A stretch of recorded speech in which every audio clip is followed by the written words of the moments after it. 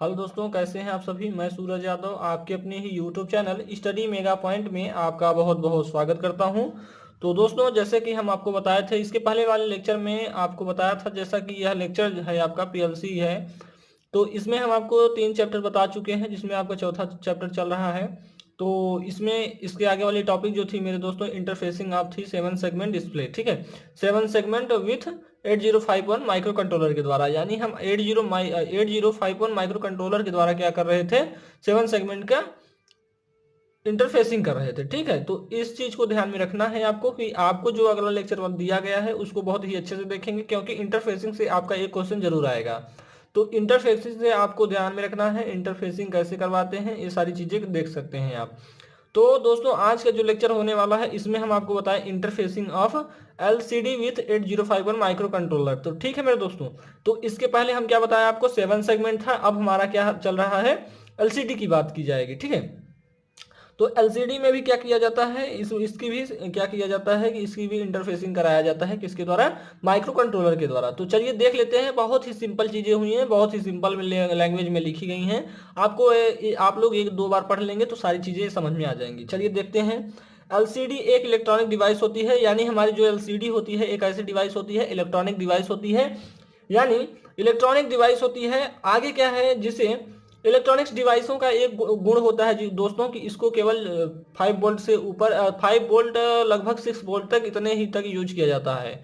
तो इस प्रकार के वोल्टेज वाली जो हमारी इंस्ट्रूमेंट होंगे उन्हें हम क्या कहेंगे, इलेक्ट्रॉनिक्स डिवाइसेस कहेंगे। ठीक है, तो इलेक्ट्रॉनिक्स डिवाइसेस आप लोगों ने पढ़ा होगा कि कितने होती हैं, कैसी कैसी होती हैं। एलसीडी हो गया, एलईडी हो गया, डायोड ट्रायोड जो भी हैं, ये कैसी डिवाइसें हैं मेरे दोस्तों, ये हमारी इलेक्ट्रॉनिक्स डिवाइसें हैं। तो जिसे लिक्विड क्रिस्टल डिस्प्ले कहा जाता है, यानी हमारी जो हमारी एलसीडी का जो फुल फॉर्म होता है, लिक्विड क्रिस्टल डिस्प्ले, डिस्प्ले जो कि आपने डिजिटल इलेक्ट्रॉनिक्स में पढ़ रखा है। इसका प्रयोग टीवीज में, वीडियो गेम्स, कंप्यूटर, लैपटॉप्स आदि इलेक्ट्रॉनिक डिवाइसों की डिस्प्ले बनाने के लिए इसका यूज किया जाता है। यानी हमारा कहने की बात यह है कि जो हमारा एलसीडी है इसका प्रयोग कहाँ कहाँ करते हैं, इस चीज को आप ध्यान में रखेंगे। कहाँ, टीवीज में, वीडियो गेम्स में, कंप्यूटर्स में, और हमारा जो लैपटॉप्स, आज के इलेक्ट्रॉनिक डिवाइसों की जो डिस्प्ले होती है उसको बनाने के लिए इसका यूज किया जाता है।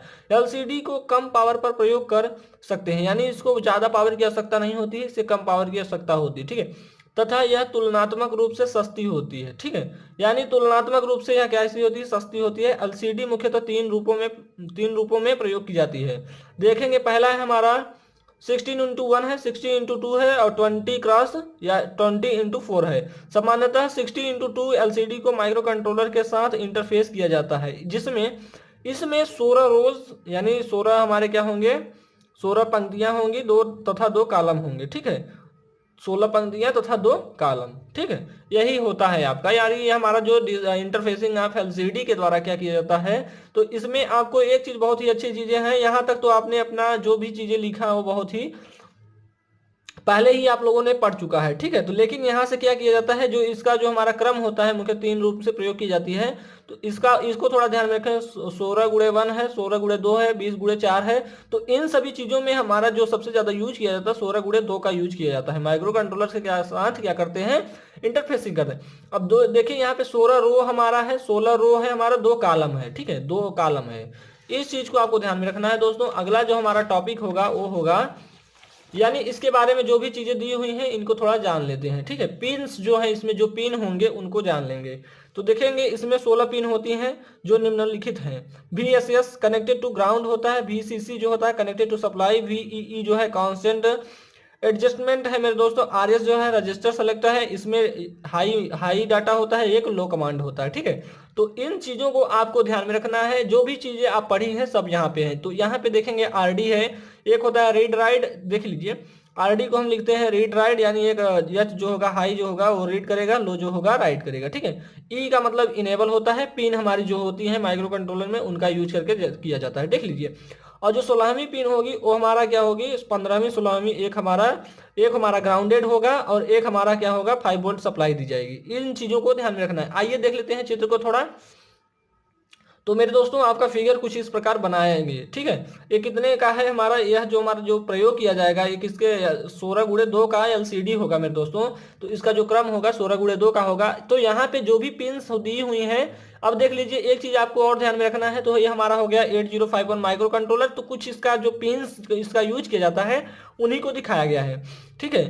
तो करते हैं यहाँ है कि यहाँ पे जो हमारा पोर्ट 3 यानी पोर्ट 3 के जो भी हमारे होते हैं और पोर्ट 1 के जो भी चीजें होती हैं, यहाँ पे हम क्या करता है कि हमारा जो एलसीडी होता है उसके साथ क्या करते हैं, कनेक्शन करते हैं, ठीक है। तो कनेक्शन करने के बाद हमारा क्या होता है कि इंटरफेसिंग का कार्य किया जाता है।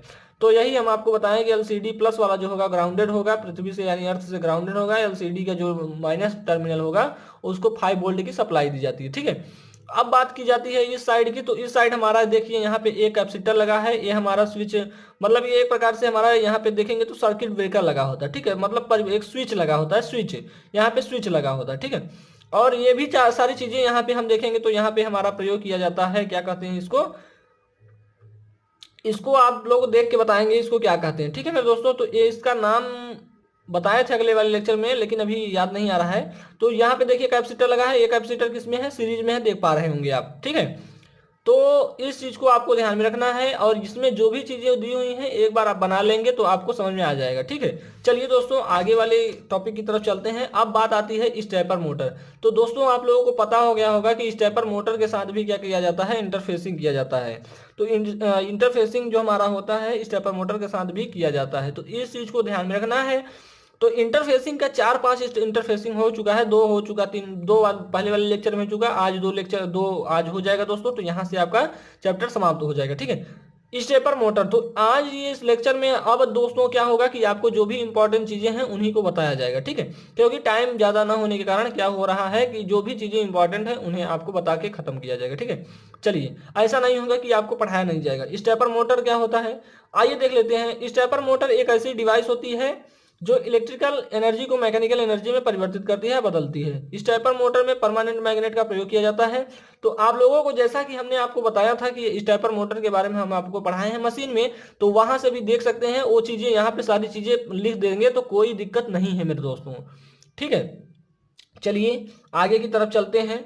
क्या है इसमें देखिए, इसमें रोटर तथा स्टेटर 2 पार्ट होते हैं, एक स्टेटर होता है, रोटर होता है, जो आपने मोटर में पढ़ा है, ठीक है। आगे क्या होता है, रोटर स्टेटर के अंदर स्थित होता है। स्टेपर मोटर का रोटेशन लिमिटेड होता है, यानी इसका जो घूर्णन काल होता है वो लिमिटेड होता है तथा यह एक फिक्स पैटर्न को दोहराती है। आगे क्या है यहाँ पे देखेंगे, थोड़ा देखेंगे। स्टेपर मोटर का एक फिक्स्ड स्टेप एंगल होता है जिस पर रोटर घूमता है। स्टेपर मोटर के मुख्यतः 4 फेज होते हैं जिन्हें क्रमशः A1 A2 A3 A4 कहा जाता है। इसके कितने फेज होते हैं स्टेपर मोटर के, 4 फेज होंगे, जिनका हम कनेक्शन अभी दिखाएंगे आपको। तो जिन्हें यहाँ पे लिखा है जिन्हें 1 बाई 1 करके स्टेपर मोटर को रन कराया जाता है, ठीक है। यानी हमारे जो क्या है 4 फेज होते हैं, इनके द्वारा हम क्या करते हैं 1 बाई 1 करके जो हमारा स्टेपर मोटर होता है उसको रन कराया जाता है।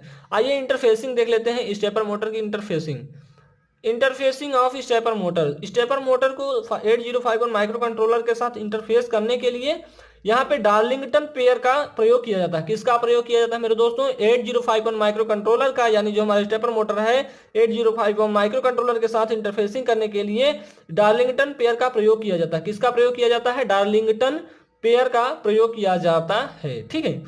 तो इस चीज को आपको ध्यान में रखना है। इसमें माइक्रो कंट्रोलर के किन्हीं 4 पेयर का प्रयोग स्टेपर मोटर के चारों फेज, जो हमारा माइक्रो कंट्रोलर का केवल देखिए यहाँ पे दिया है, इसमें माइक्रो कंट्रोलर किन्हीं 4 पेयर का प्रयोग स्टेपर मोटर के चारों फेज, 4 फेज में क्या किया जाता है, नियंत्रित करने के लिए किया जाता है। यानी हमारा इसमें क्या होगा, देखेंगे आपको थोड़ा चित्र दिखाऊंगा जो इसके 4 फेज हैं।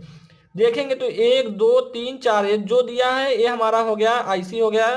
तो यहाँ पे हमारा होता है इंटरफेस, यहाँ पे होता है स्टेपर मोटर के क्या कराते हैं मेरे दोस्तों, यही हम यहाँ कराते हैं स्टेपर मोटर की इंटरफेसिंग, ठीक है। और यहाँ पे हम जो देते हैं यही हमारा होता है डार्लिंगटन पेयर होता है, ठीक है। तो इस चीज को आपको ध्यान में रखना है, बाकी सारी चीजें यहाँ पे होती ही रहती हैं, ठीक है। आइए अब आपको बताते हैं इसके आगे क्या है, देख लीजिए यहाँ पे। हाँ यहाँ तक हमने आपको बता दिया कि जो हमारा इसका जो स्टेपर मोटर का जो पेयर हो माइक्रो कंट्रोलर का पेयर के साथ और जो हमारा स्टेपर मोटर के फेजों के साथ क्या किया जाता है, नियंत्रण करने के लिए किया जाता है। अब देखेंगे डार्लिंगटन पेयर को करंट सिंकिंग मोड में प्रयोग किया जाता है, यानी जो डार्लिंगटन हमारा पेयर को करंट सिंकिंग मोड में किया जाता है। स्टेपर मोटर के चारों फेज में जिस फेज पर लॉजिक लो होता है वह फेज एक्टिवेट हो जाता है, यानी जिसमें लॉजिक हमारा जीरो होगा वो क्या हो जाएगा, फेज हमारा एक्टिवेट हो जाएगा। ठीक है, तो इस चीज को ध्यान में रखना है आपको। यहाँ पे आपको एक बनाना है माइक्रो कंट्रोलर, और जो भी चीजें आप देखे हैं उन्हीं चीजों को आप यहाँ पे भी दोहरा देंगे। ठीक है, तो करना क्या है, यहाँ से आपके जो फेज होंगे उनको यहाँ पे एक दिखाया जाएगा, एक कॉइल बनाएंगे, यहाँ पे भी बनाएंगे और इनका 4 पोर्ट दिखा देंगे। ठीक है, A1 A2 A2 A3 जो भी है इन फेजों को आप दिखा देंगे स्टेपर मोटर के में। अब बात आती है PIC माइक्रो कंट्रोलर। ठीक है मेरे दोस्तों, तो PIC माइक्रो कंट्रोलर क्या होता है इसके बारे में भी थोड़ी जानकारी ले लेते हैं। PIC माइक्रो कंट्रोलर को प्रोग्रामेबल इंटरफेस कंट्रोलर भी कहते हैं। इस चीज को ध्यान में रखना है, PIC का फुल फॉर्म भी है यही है मेरे दोस्तों, फुल फॉर्म इसका PIC का प्रोग्रामेबल इंटरफेस कंट्रोलर भी कहते हैं, यानी इसका नाम जो पूरा नाम है यह क्या है, प्रोग्रामेबल इंटरफेस कंट्रोलर है। ठीक है, इनका प्रयोग इलेक्ट्रॉनिक सर्किट में विभिन्न प्रकार के कार्यों में किया जाता है, यानी इनका जो यूजेस है मेरे दोस्तों, ये हमारे इलेक्ट्रॉनिक सर्किट में क्या किया जाता है, विभिन्न प्रकार के कार्यों को किया जाता है इसका। अब आगे है PIC माइक्रो कंट्रोलर सस्ते होते हैं, यानी जो हमारे माइक्रो कंट्रोलर थे सस्ते होते हैं तथा, तो दोस्तों यहाँ पे देखेंगे इनके द्वारा क्या होता है, कई प्रकार के टास्क तेजी से रन कराए जाते हैं। ठीक है, तेजी से रन कराए जाते हैं। इसे 1993 माइक्रोचिप टेक्नोलॉजी द्वारा बनाया गया था। किसके द्वारा बनाया गया था, 1993 में माइक्रोचिप टेक्नोलॉजी के द्वारा इसको बनाया गया था। इस चीज को आपको ध्यान में रखना है।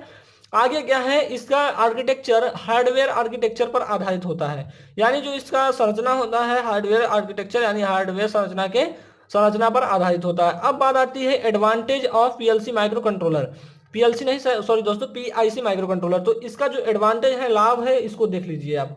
PIC माइक्रो कंट्रोलर काफी सस्ते और टिकाऊ होते हैं, यानी इसका जो हमारा रेट है वो बहुत ही कम है दोस्तों, और ये हमारे टिकाऊ भी है अन्य माइक्रो कंट्रोलर की अपेक्षा।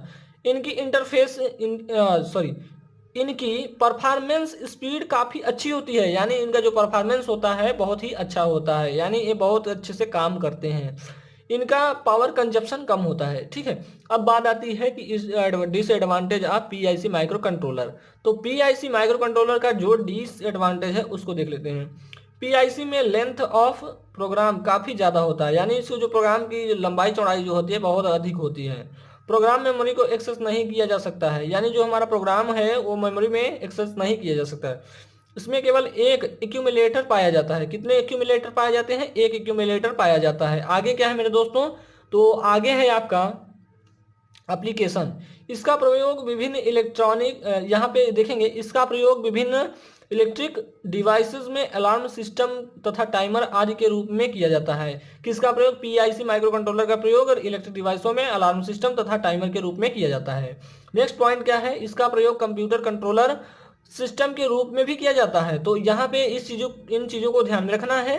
और इसका जो आर्किटेक्चर है इसको देख लेंगे, क्या है, यहाँ पे हमारा रोम होगा, CPU होगा, ये हमारा होगा रैम और इनपुट आउटपुट। ठीक है, तो क्या किया जाता है, यहाँ से हम क्या करते हैं देखेंगे, तो यहाँ पे देखेंगे पहले इंस्ट्रक्शन देंगे, उसके बाद क्या होगा है कि यहाँ CPU के द्वारा हमारा क्या होता है, इंस्ट्रक्शन एड्रेस से यहाँ पे रोम पे जाता है। आगे क्या होता है, हमारा डाटा यहाँ से दिया जाता है CPU के द्वारा, और रैम और इनपुट आउटपुट में डाटा दिया जाता है, और इनके द्वारा क्या होता है, रजिस्टर एड्रेस देता है। ठीक है, किसको देता है, CPU को। तो ये हमारा आर्किटेक्चर हुआ। ठीक है मेरे दोस्तों, आगे है आपका, अब आगे हम आपको बताएंगे मेरे दोस्तों, आगे का जो लेक्चर बनेगा दोस्तों वो होगा आपका कि स्काडा। ठीक है, आपका जो नेक्स्ट चैप्टर चालू होगा दोस्तों, लास्ट चैप्टर होगा, लगभग एक लेक्चर में उसको भी समाप्त कर दिया जाएगा, क्योंकि वो ज़्यादा बड़ा नहीं है दोस्तों, तो उसको एक ही लेक्चर में समाप्त कर दिया जाएगा। तो आज आप लोगों ने क्या पढ़ा मेरे दोस्तों, आज आप लोगों ने पढ़ा कि जो हमारा LCD का जो हमारा क्या होता है, इंटरफेसिंग जो होता है, उसको आप लोगों ने देख लिया। तो दोस्तों चलिए आज के लिए इतना ही, मिलते हैं आपसे नेक्स्ट लेक्चर में, तब तक के लिए जय हिंद जय भारत।